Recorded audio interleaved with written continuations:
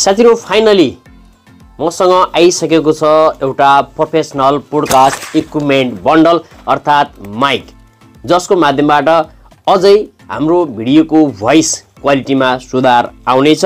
तपाईलाई यसको भोइस कस्तो हुन्छ त्यो पनि सुनाउने छु र यसमा के इक्विपमेन्ट हामीले पाउन सक्छौं भन्ने बारेमा पनि तपाईलाई हेरेर यसलाई म अनबक्सिङ गर्न गइरहेको छु। यहाँ केही फिचरहरू पनि देखाइएका छन्, जसमा फिचरमा suitable for small recording studio for professional recording भनिएको छ। साथै विभिन्न कुराहरू छन्, नोइज क्यान्सलेसनका कुराहरू छन्। अब यसलाई हामी अनबक्सिङ गरौँ है त। अब हेर्नु होला, यहाँनिर सबैभन्दा पहिला के छ भने एउटा युजर गाइड दिएको छ। यसरी युजर गाइड चाहिँ यसमा कसरी यसलाई सेटअप गर्ने भन्ने बारेमा लेखिएको छ भने एउटा अर्को हेर्नु रहेको छ।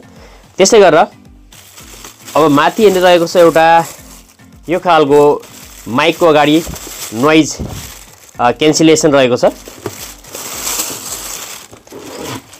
यो रहेको छ, हेर्नु होला। त्यसै गरेर त्यो भन्दा पछि हेरेर माइक रहेको छ। यो माइकलाई हेर्ने निकालौं, कस्तो खालको माइक रहेको छ हेरौं हामी। यो खालको माइक रहेको छ, हेर्नु होला। यो माइकको बीचमा हामीले हेर्न सक्छौं। हेरेर माइक्रोफोन यहाँ बीचमा देखिरहेको छ, तपाईले देख्नु भएको छ कि छैन हेर्नु होला। यसरी माइकको बीचमा देखिरहेको छ र यसको माथि कभर रहेको छ नोइज क्यान्सलेसनका लागि हो। यो पनि आवाज चाहिँ क्लियर आओस् भन्नका लागि यो खालको रहेको छ। त्यसपछि यसमा जोड्नका लागि वायर, माइकमा जोड्नको लागि वायर रहेको छ, हेर्नु होला। यो खालको वायर यहाँनिर छ। त्यसपछि यहाँनिर माइकलाई स्ट्यान्ड गर्नका लागि स्ट्यान्डहरू रहेका छन्। यो खालको स्ट्यान्ड रहेको छ, मलाई खोल्न चाहन्छु। यो खालको रहेको छ, यसको बीचमा माइकलाई होल्ड गर्ने हो यसरी। त्यसपछि रहेको छ अडाउनका लागि ठुलो स्ट्यान्ड। यो खालको स्ट्यान्ड रहेको छ, ठुलो स्ट्यान्ड हेर्नु होला। यहाँ देखाउन चाहन्छु म। यसरी हेरेर स्ट्यान्ड रहेको छ। यो हामीले यो तरिकाले सेट गर्न सक्छौं। जहाँ राख्ने हामीले यसरी चाहिँ सेट गर्न सकिने हो। यो खालको यसलाई चाहिँ कुनै पनि ठाउँमा अट्याच गर्न सकिन्छ। त्यसपछि हामीसँग रहेको छ यहाँनिर यसलाई लगाउनु पर्ने क्लिप रहेको छ यहाँनिर। यसलाई कस्नका लागि यहाँनिर कुनै पनि टेबलहरुमा अथवा कहीँ पनि तपाईहरुले यसलाई कस्न सक्नुहुन्छ। त्यो स्ट्यान्डलाई राख्न सक्नुहुन्छ, टेबलमा यसरी अडाउन सक्नुहुन्छ र तपाईले युज गर्न सक्नुहुन्छ। त्यसै गरेर हामीसँग एउटा इयरफोन पनि दिएको छ। हाम्रो आवाज सुन्नका लागि युज गर्न सकिन्छ, बोल्दाखेरि आवाज सुन्न सकिन्छ, इयरफोन नर्मल खालको।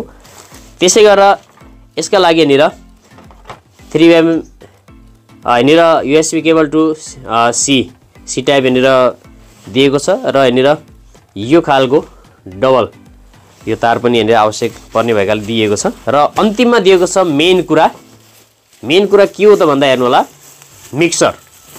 अडियो मिक्सर छ हामीसँग, एकदमै बेस्ट अडियो मिक्सर रहेको छ। यसमा के छ त भन्दा हेर्नु होला, कन्डेन्सर माइक 2 माइक 1 छ, हेडफोन लगाउन सकिन्छ यसमा, मोनिटरिङ छ यसमा, मोनिटर। त्यसपछि यहाँनिर लाइभ 2 लाइभ 1 र 5 भोल्ट यहाँनिर USB यहाँनिर दिनुपर्ने हुन्छ। र यहाँनिर साइडमा हामीले कस्तो खालको राख्ने, अडियो के राख्ने, यी कुराहरू पनि सबै छन्। यहाँनिर भोल्युमलाई, बेसलाई बढाउन घटाउन सकिन्छ। त्यसपछि आवाजलाई मसिनो मोटो गर्न सकिन्छ, ट्रिबल।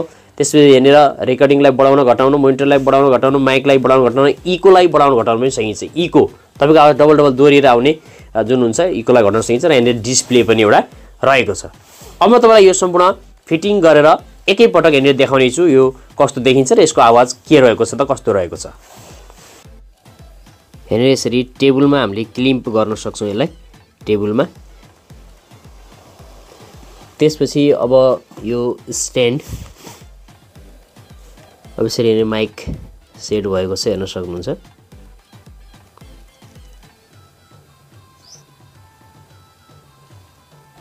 अब यहाँनिर यसरी रहेको छ यो हाम्रो मिक्सर। यसमा धेरै कुराहरू यसरी चाहिँ राखिएका छन्। अब यसमा ज्याकहरू आफ्नो तरिकाले मिलाएर जोड्नुपर्ने हुन्छ। साथीहरु, अहिले मैले आवाजको सेटिङलाई, मिक्सर सेटिङलाई केही चेन्ज गरेको छु। अहिले कस्तो आवाज आइरहेको छ यो पनि हेर्नु होला। साथीहरु, अहिले म यो नयाँ माइकबाट बोलिरहेको छु तपाईहरुसँग साउन्ड कार्ड लगाएर। अहिले मेरो भोइस कस्तो आइरहेको छ कमेन्ट सेक्सनमा कमेन्ट गर्न नभुल्नुहोला। तपाईले साउन्ड कार्डलाई युज गरेर यसमा विभिन्न खालका फिचरहरू युज गर्न सक्नुहुन्छ। इकोलाई बढाउन घटाउन, आवाजलाई मोटो मसिनो गर्न, साथै बेसलाई बढाउन अथवा यसमा रहेका विभिन्न अप्सनलाई युज गर्न सक्नुहुन्छ भने तपाईले यसमा म्युजिक एउटा मोबाइलमा अलगै बजाएर एउटा मोबाइलबाट रेकर्ड अथवा पीसीबाट रेकर्ड गर्न सक्नुहुन्छ विथ म्युजिक। तपाईले त्यो तरिकाले पनि यसलाई युज गर्न सक्नुहुन्छ। तपाईले यसलाई टिकटकमा, यसै गरी युट्युबमा वा कुनै पनि तपाईले रिल्सहरू बनाउनमा पनि युज गर्न सक्नुहुन्छ। साथीहरु, भिडियोलाई लाइक गर्नुहोला, कमेन्ट गर्नुहोला, साथै च्यानललाई सब्स्क्राइब गर्न नभुल्नुहोला। हवस् त, आगामी नयाँ भिडियोमा पुनः भेट हुनेछ। धन्यवाद।